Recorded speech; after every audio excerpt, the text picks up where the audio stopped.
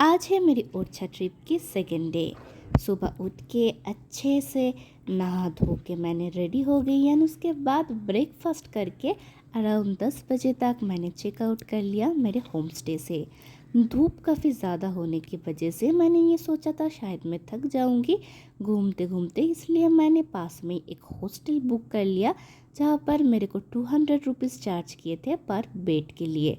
Hostel में मेरे सामान रखने के बाद मैंने 10 रुपया दे के एक ई रिक्शा पकड़ के पहुँच गई थी ओरछा फोर्ट। ओरछा फोर्ट पहुँचने के बाद सबसे पहले तो मैंने 50 रुपीज़ दे के टिकट बुक कर लिया एंड ओरछा में जितने भी घूमने की जगह है सारे घूमने की जगह के लिए ये एक ही टिकट है, इसलिए इस टिकट को संभाल के रखना। ये फोर्ट मेरे को बहुत ही बढ़िया लगा एंड मेरे को कुछ राजस्थान जैसा वाइब भी दे रहे थे एंड बहुत याद आ रही थी मेरी राजस्थान ट्रिप की। इस फोर्ट पे मैंने अराउंड 3.5 आवर्स टाइम बिताए थे एंड पूरे फोर्ट घूमने के बाद मैंने एक अच्छा सा जगह चूज़ करके उधर बैठ लिया एंड पता है इधर से आपको पूरे ओरछा सिटी के बहुत ही बढ़िया सा नज़ारे देखने के लिए मिलते हैं एंड ओरछा सिटी में जो कुछ भी घूमने के लिए जगह है सारे नज़ारे आपको इस फोर्ट से मिल जाते हैं। तो मैंने ऐसा ही एक विंडो में बैठने का जगह चूज़ किया था एंड जहाँ पर बैठ के बस में ये सारे नज़ारे देखते ही रह गए। ये फोर्ट घूमने के बाद बिल्कुल बगल में ही था और एक फोर्ट, शायद उसका नाम था राजा महल एंड उस फोर्ट की जो सिक्योरिटी गार्ड अंकल थे वो बहुत ही बढ़िया था एंड मैं रियली उनको अप्रिशिएट करती हूँ क्योंकि उन्होंने बहुत अच्छे तरीके से मेरे को गाइड करके पूरे फोर्ट घुमाया। दोनों फोर्ट घूमने के बाद मैंने 200 रुपीज़ दे के एक ई रिक्शा बुक कर लिए थे। इधर आपको ऐसे ही 200 to 250 की रेंज में ई रिक्शा मिल जाते हैं जो आपको ओरछा में जितने भी घूमने के लिए जगह है सारे आपको घुमाएंगे। तो सबसे पहले मैं पहुंच गई थी चतुर्भुज टेम्पल।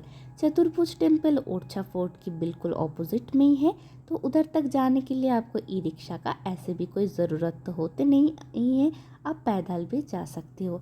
इस मंदिर की जो आर्किटेक्चर है उसका मैं जितना ही तारीफ़ करूँ कम ही होगा।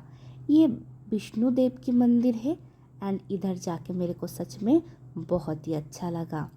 इसके बाद मैं पहुंच गई थी छतरी।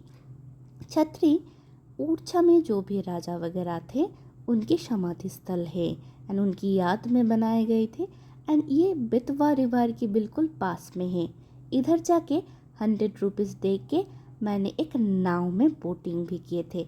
उस नाव में 6 to 7% थे एंड मैं आपको ज़रूर सजेस्ट करूँगी आप बेतवा रिवर में बोटिंग करना मत भूलिए क्योंकि उधर से सारे छतरी की जो नज़ारा आपको मिलते हैं वो और कहीं से नहीं मिलेगा।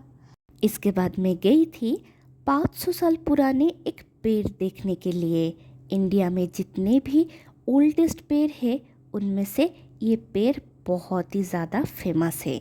इस पेड़ की एक बहुत ही मज़े की बात है कि इस पेड़ की किसी भी जगह टच करके अगर आप हिलाओगे तो एक साथ में पूरे पेड़ हिलने लगते हैं। इसके बाद मैं पहुंच गई थी बहुत ही प्राचीन सा एक टेम्पल लक्ष्मी नारायण टेम्पल पर। इस मंदिर में लक्ष्मी माता एंड नारायण जी की मूर्तियाँ है। ये मंदिर काफ़ी ज़्यादा पुराने हैं एंड इस मंदिर के वॉल में जो पेंटिंग है वो पुराने इंडिया की जो रीति रिवाज है उसको दर्शाते हैं एंड इधर से आपको इंडियन हिस्ट्री के बारे में भी बहुत कुछ पता चलता है इसी सारे पेंटिंग से। एंड इस मंदिर की एक मज़ा की बात है, इस मंदिर के आर्किटेक्चर कुछ ऐसे बना हुआ है कि आप एक पॉइंट से किसी भी एंगल पे जाइए लेकिन आप एक ही सिंगल पॉइंट के पे आकर ही मिलेंगे।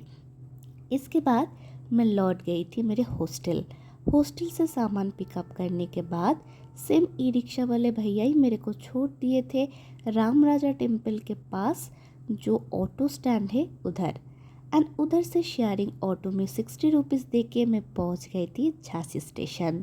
झांसी स्टेशन पहुंचने के बाद फिर से ट्रेन पकड़ के रात को करीब 11 बजे के अंदर मैं पहुंच गई थी भोपाल।